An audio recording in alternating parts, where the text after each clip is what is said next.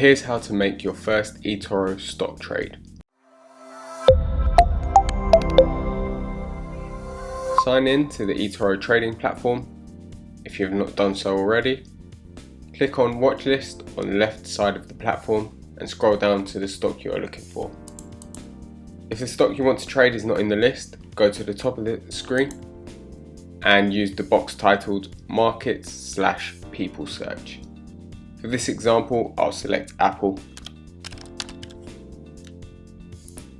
You'll then land on this page where you can view a feed, stats on the stock, its price chart, and research.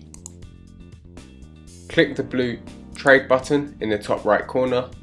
This will open up a pop-up with buy pre-selected at the top. Within the pop-up, select either buy or sell depending on where you think the price is heading.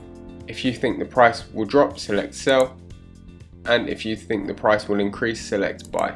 Next, enter an amount you are comfortable with.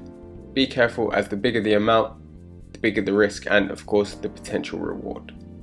Next, move on to stop loss and enter an amount you are comfortable with. This can either be set at a certain price or a dollar amount by clicking here. Next, move on to leverage and enter an amount you are comfortable with for leverage.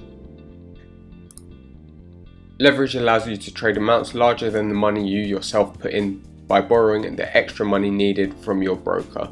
For example, a leverage of 1 to 5 is where you can borrow up to 5 times the amount you yourself have put into the trade. Then finally, enter an amount you're comfortable with for take profit. This too can be set in dollars or at a specific price.